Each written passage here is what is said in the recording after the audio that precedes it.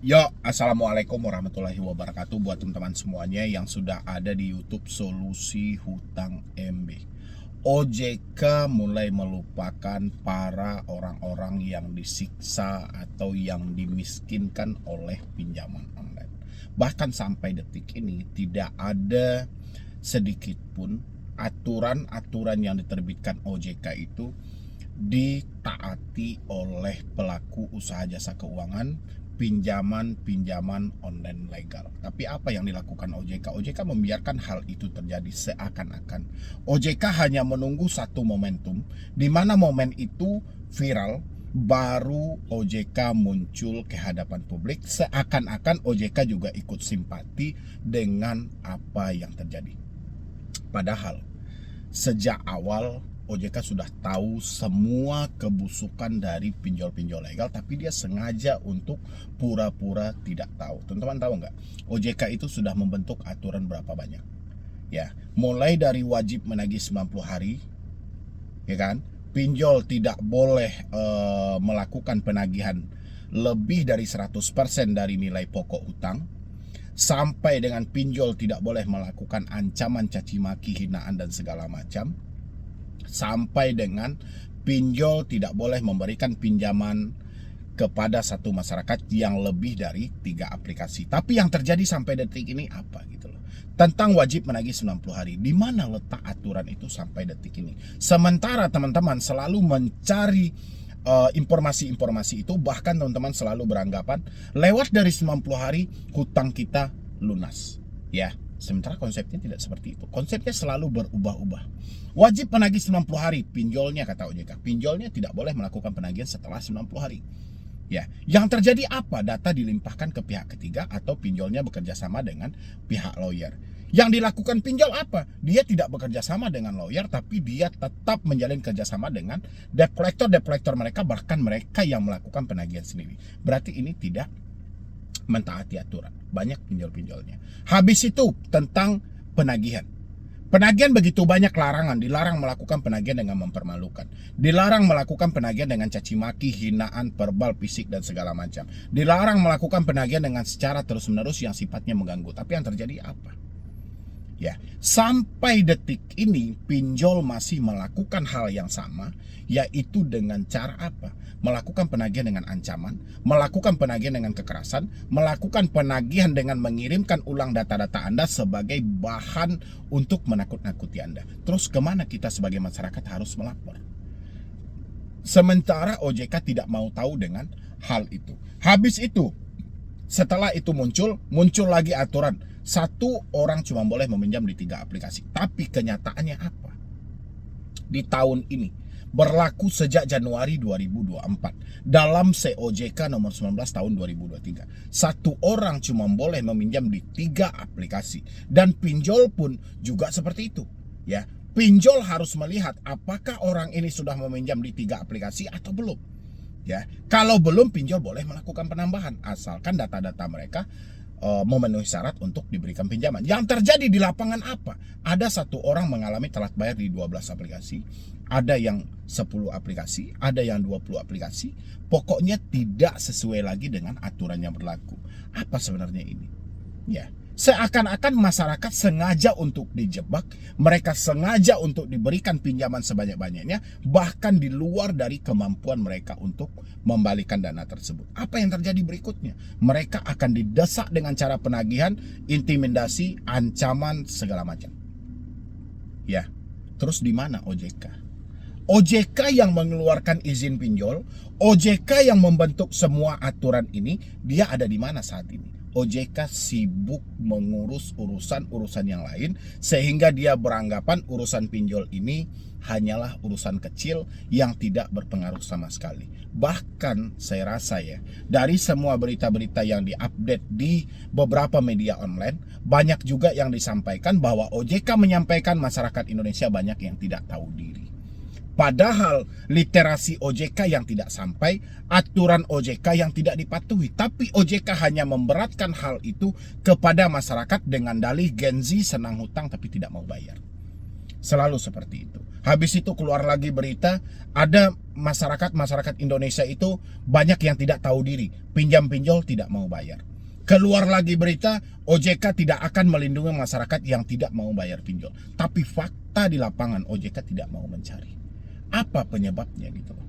Makanya saya selalu himbau sama teman-teman semuanya, sudah tepat saat ini, ya, Juli 2024, semua hutang-hutang itu lunas secara mandiri dalam diri Anda. Karena banyak aturan yang mensupport diri Anda untuk menghentikan semua pembayaran. Jangan sampai lagi gali lubang tutup lubang. COJK, ya, COJK nomor 19 mengatur tentang satu orang cuma boleh minjam di 3 aplikasi. COJK itu juga mengatur bahwa pinjol wajib kerjasama dengan asuransi. Harusnya ketika Anda mengalami telat bayar, Anda tidak mampu bayar lagi, nama Anda dimasukkan ke dalam BI checking atau blacklist, dan asuransinya membayar kepada pihak pinjol. Tapi kenapa pinjol selalu menjalin kerjasama dengan pihak ketiga, FC, dan memberikan somasi-somasi yang lainnya? Ya, berarti ada pembodohan dalam hal ini. Anda sengaja diperas, Anda sengaja dimanfaatkan. Ya, jadi teman-teman sadarlah lagi gitu loh. Kalau nggak Anda yang menyadarkan diri Anda akan dihancurkan habis-habisan oleh pinjaman online. Pinjaman online yang seharusnya subur di negeri Cina, malah sebaliknya pinjaman online subur di Indonesia. Di tanah air pinjaman online subur. Padahal banyak investor mereka dari luar negeri. Ya. Kenapa? Karena kemudahan tadi. Karena dia tahu karakter masyarakat Indonesia itu seperti apa. Jadi buat teman-teman semuanya, stop pembodohan publik dalam diri Anda gitu loh. Stop untuk overthinking, stop untuk ketakutan yang terlalu berlebihan. Karena semua itu akan menghancurkan diri Anda. Kan masih banyak sampai detik ini problem-problem yang ada dalam pemikiran Anda tentang DC datang ke rumah, tentang di penjara, tentang di proses hukum, tentang penyebaran data, menghubungi di luar kondar, segala macam itu adalah menjadi problem di dalam pemikiran orang-orang yang telat bayar. Ini semuanya sudah dimarketingkan karena dia sudah tahu dengan karakter Anda. Apabila Anda berada dalam tekanan, besar kemungkinan Anda akan mengusahakan untuk menyelesaikan hutang-hutang ini bahkan dengan bunga dan denda yang sangat tinggi. Itu marketing mereka. Makanya paling awal, asal teman-teman tahu, tingkat keberhasilan debt collector itu dalam menagih yang paling pertama bukan soal mengambil tagihan Anda, tapi bagaimana cara debt collector ini memberikan ketakutan terhadap diri Anda. Itu PR mereka. Ya, alhasil debt collector berhasil sampai detik ini. Siapa yang tidak ketakutan ketika telat bayar pinjol? Semuanya ketakutan. Bahkan semuanya berlomba-lomba berupaya bagaimana cara mengatasinya. Mengatasi yang pertama, dia mengatasi bagaimana supaya tidak sebar data, bagaimana supaya tidak menghubungi orang di luar kondar, bagaimana caranya supaya dia tidak datang ke rumah, bagaimana caranya supaya tidak dicaci maki. Semuanya bercampur aduk di dalam ini. Apa yang terjadi dalam hal itu kalau ketakutan sudah mengantui? Gali lubang tutup lubang. Inilah yang Anda rasakan hari ini. Ya, begitulah strategi dan marketing pinjol yang tidak Anda sadari, tapi pinjol sudah mengetahui titik kelemahan Anda itu ada di mana. Ya, makanya Anda dihadirkanlah dengan debt collector dan si debetur. Ini yang berperang. Ya, sama-sama satu tinggal di tanah air kita, sama-sama satu Indonesia kita. Tapi debt collector memperkerjakan orang-orang kita untuk melekan juga orang-orang itu juga. Ya, bayangin debt collector itu orang Indonesia loh. Kita juga orang Indonesia. Ya kan? Kita diadu domba dua. Debt collector bekerja untuk perusahaan pinjol, sementara Anda harus membayar gaji debt collector ini dari perusahaan pinjol. Ya, kok bisa seperti itu, Bang? Pokok yang kecil harus Anda bayar dengan bunga yang besar. Ya.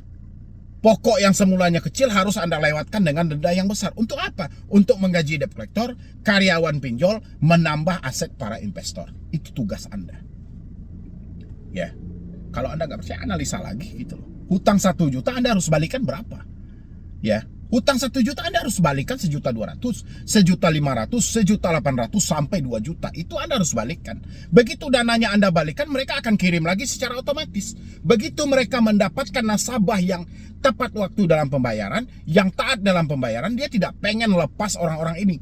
Karena orang-orang ini adalah ATM berjalan mereka, sumber penghasilan mereka. Makanya secara otomatis dana akan dikirim oleh pinjol lainnya. Ya, itu yang terjadi paling banyak hari ini. Dia sudah melunasi satu aplikasi, tiba-tiba aplikasi berikutnya mengirimkan dana. Dari mana dia mendapatkan data? Dari mana dia mendapatkan nomor rekening? Ini nggak diusut tuntas oleh OJK. Entah apa yang terjadi, Anda isi aja di dalam kolom komentar. Yang jelas bagi saya hari ini buat teman-teman semuanya, sadar kalau Anda mau lunas tanpa bayar, itu tergantung dari diri Anda. Bagaimana diri Anda menganalisa semua ini supaya Anda keluar dari jeratan ini. Solusi pinjol hanya satu, hentikan untuk pembayaran online. Kalau Anda pun mau bayar, bayar habis-habis, jangan tersisa satupun. Ya, kayak gitu ya, dampaknya seperti tadi. Kalau Anda sudah melakukan pembayaran dan pinjol melihat Anda ini adalah nasabah yang tepat waktu, Anda nasabah yang taat pembayaran, Anda akan dimanfaatin. Ya, karena tujuan mereka bagaimana caranya Anda yang bekerja, mereka yang dapat hasil. Ya, dijual belikanlah uang kepada diri Anda dengan bunga dan denda yang tadi. Oke.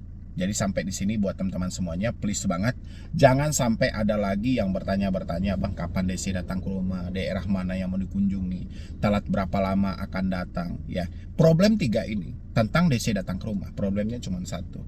Anda sedang dikuasai oleh pinjol, supaya nama baik Anda tetap terjaga, makanya Anda berlomba-lomba, kan itu kan. Dan pinjol sengaja, selagi Anda masih memikirkan nama baik, besar kemungkinan Anda tetap akan dimiskinkan mereka.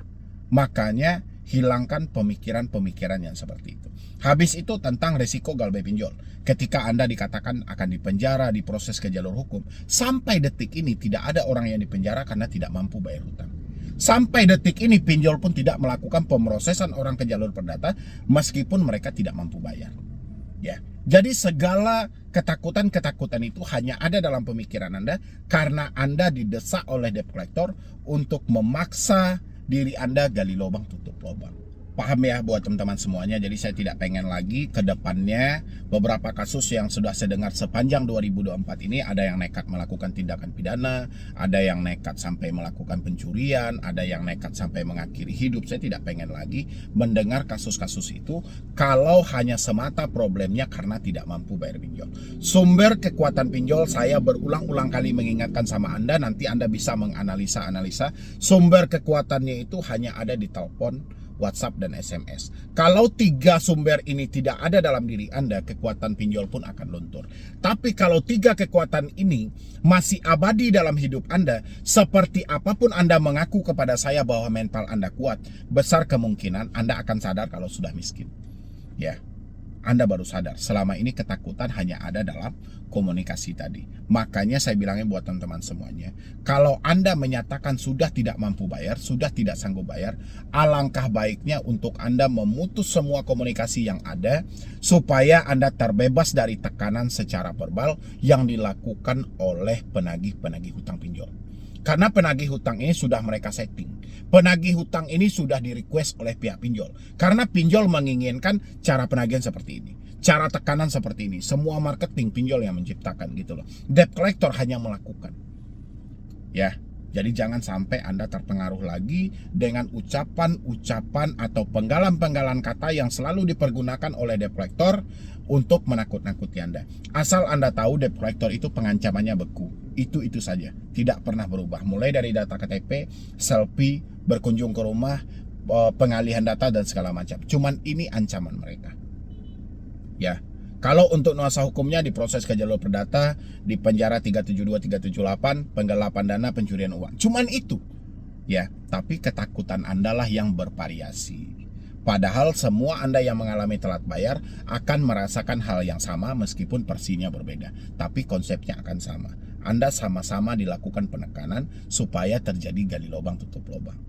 Ya, mudah-mudahan teman-teman semuanya paham dan teman-teman bisa mempraktekannya. Sudah saatnya kita paksa hutang kita lunas, ya, tanpa perlu kita melibatkan OJK lagi. Kan sebanyak itu aturan OJK juga nggak ada manfaatnya kan. Endingnya OJK itu, tugas mereka itu hanya menunggu momen-momen kapan waktunya untuk viral dan kapan waktunya mereka untuk muncul. Jadi kalau tidak viral, tidak ada solusi sama sekali.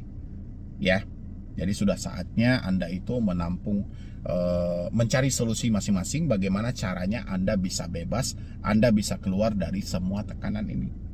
Jadi kalau untuk chat-chat WhatsApp gimana bang, telepon gimana bang, sudah abaikan aja. Kapan perlu, seperti yang saya sampaikan tadi, putus semua komunikasinya. Ya, jadi sekian dulu dari saya. Mudah-mudahan ini bisa bermanfaat. Nanti buat teman-teman semuanya yang mau lanjut diskusi dengan saya, boleh klik tombol gabung yang ada di bawah nama channel. Jadi sekian dulu dari saya, Medi Broni. Wassalam.